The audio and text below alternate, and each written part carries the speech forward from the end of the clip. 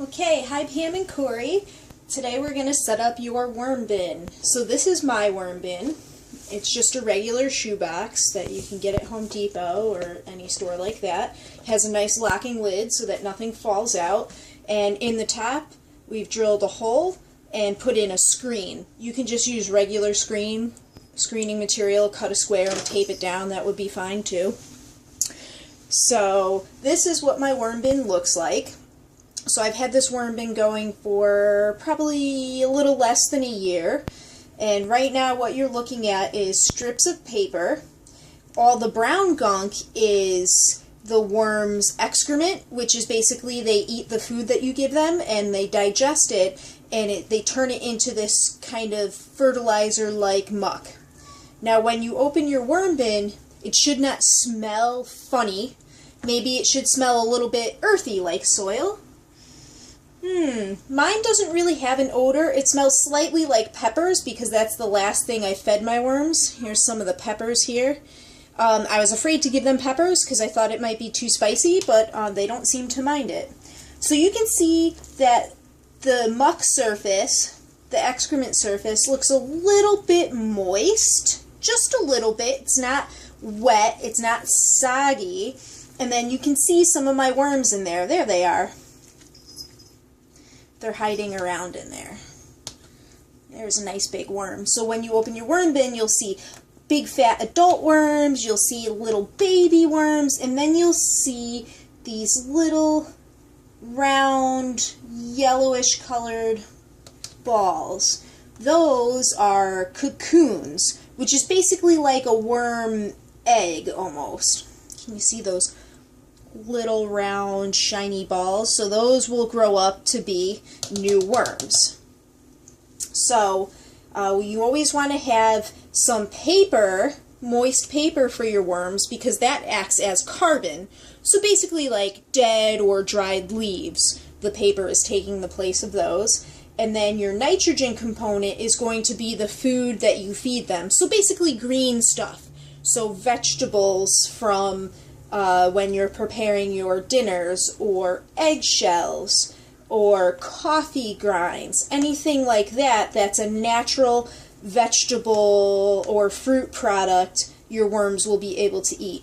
You never want to give your worms anything that's dairy, like milk, eggs, or cheese, and butter. You definitely want to make sure they don't have any butter or oil, because they can't eat that and it's going to make them sick.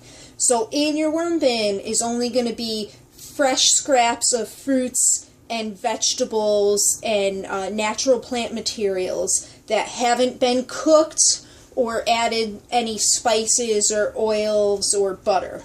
Okay, so that's my worm bin. So this is your worm bin. Got this at Home Depot. It was less than $2. My friend at work drilled a hole in the top and gave me a screen, so thank you, Ty, for that. So now, to build your worm bin, we're going to use newspaper. Any type of newspaper is fine. The ink, the colors in the ink, it's made from soy, which is a plant, so you don't have to worry about it being toxic or anything. So you want to take your newspaper the long ways and just rip it into small strips. Just like that.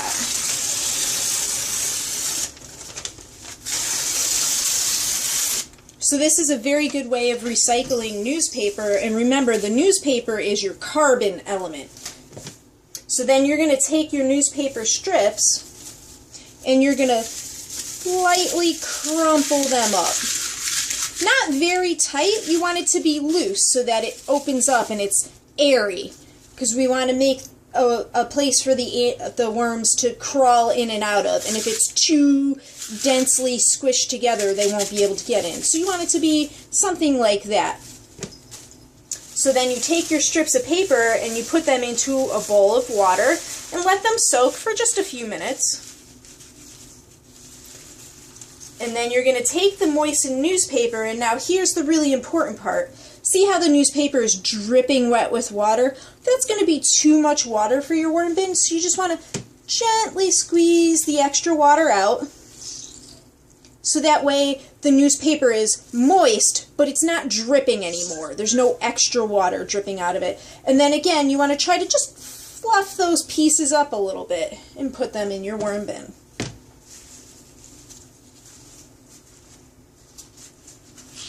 Squeeze the water out, so that way the newspaper's not dripping. If it's still dripping, it's too wet. Squeeze it a little bit more. Okay, fluff the newspaper out. So it's almost like making confetti with your newspaper. Now, probably about every week or so when you feed your worms, you might have to add a little bit more layer of newspaper, because remember, you want the newspaper, which is the carbon element, to match the nitrogen element, which is going to be the food that you're putting into the bin. Okay. So there you go. That's a pretty nice base layer for your worm bin. We can probably even put in a little bit more to get you started, so that way you won't have to add any for a week or so. Squeeze it out. Squeeze it out a little more so it's not dripping. Fluff it up so it's nice and loose and airy for your worms. Okay, good. So something like that. And then what you're going to do is add your food scraps. So I'm going to start you out with an apple core. My worms absolutely love apple cores, and I have a lot of worms, so I can give them 1 or 2 apple cores every week. I'm just going to start you out with a small amount of worms, so we'll put this in here, and then you can check every day and see how it looks. Probably by about 5 or 7 days, this should be gone. The worms have eaten it, so you won't see it in there. So we'll put that in there, and then what we're going to do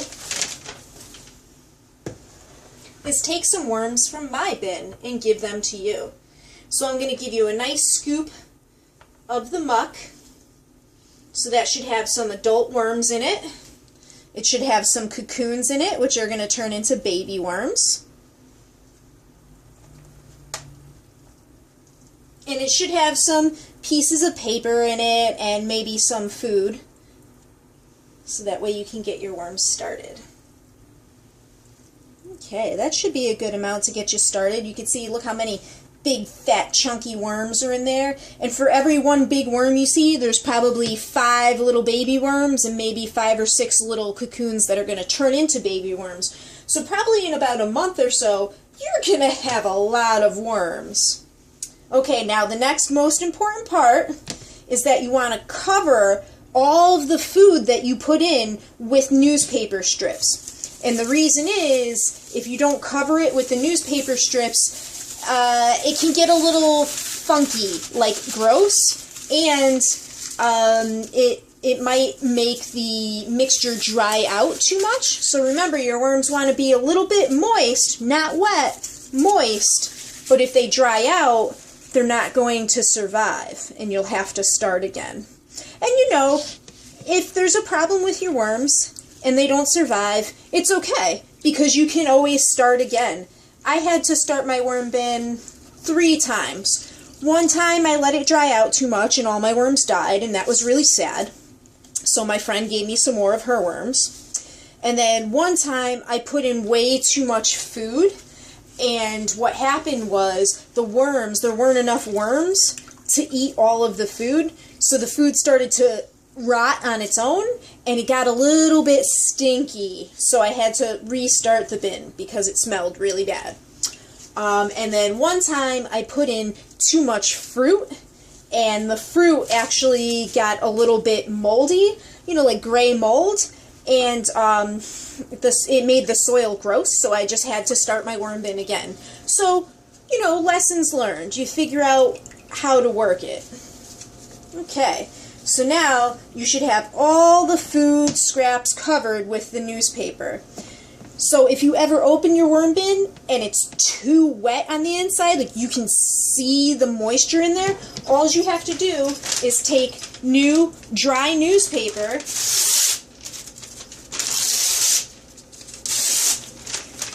make some strips with it, lightly crumple it up, and then you don't even have to wet it. you just put it in dry, and that's going to suck up the extra water or moisture that's in your worm bin.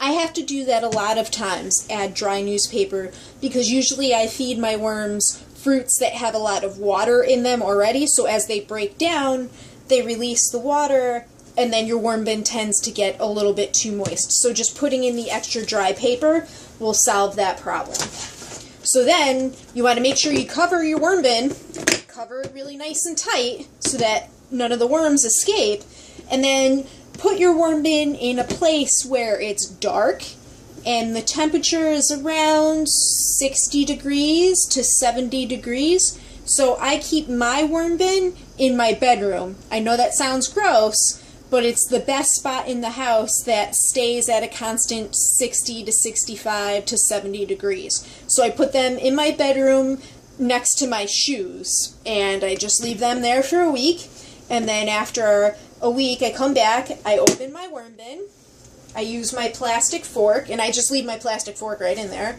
I use my plastic fork, I kind of poke around, see what the worms are up to, make sure they have enough paper, make sure the moisture level is good, maybe give them a little extra food, cover the food with paper, close my worm bin back up, put it back in my room, and then I don't have to think about it for a whole nother week.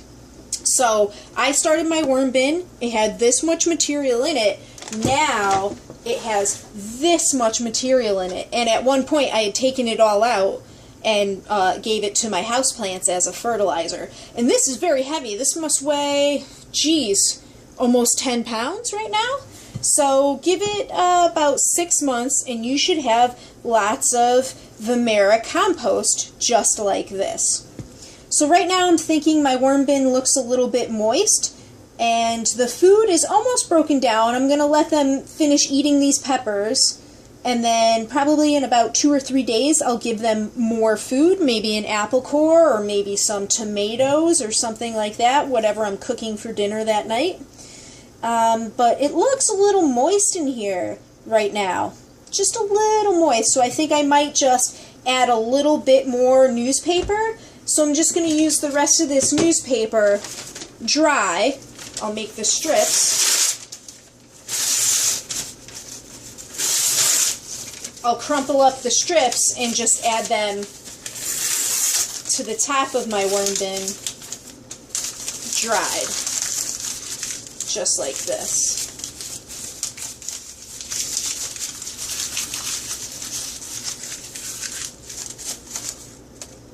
Just like that. I'll use the rest of this to cover the surface.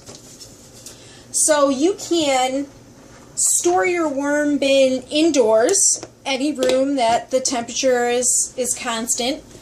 You can also store your worm bin outdoors, but I've been reluctant to do that because I'm afraid that the outdoor bugs might get into it, and then when I bring it into my house, the outdoor bugs will come inside. So, you know, like ants or spiders or, you know, any little beetles or anything. I don't want those insects in my house, so I just keep my worm bin indoors. But you can also leave it outdoors if the temperature is correct.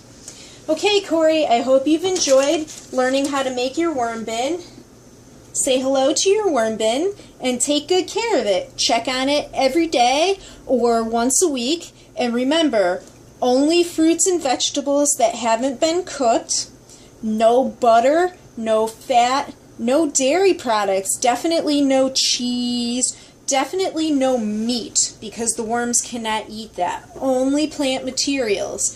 Remember, keep it about 60 to 70 degrees all the time and add fresh newspaper every time that you feed your worms. Make sure it's not too moist on the inside. If it's too moist, add dry newspaper. If it seems a little dry, you can use a spray bottle and mist the surface, or you could just add a touch of water. Remember, when you add fruits that have a lot of water in them, like berries or apple cores, those are going to break down and release a lot of moisture, so you probably won't need to add any extra water. Okay, enjoy!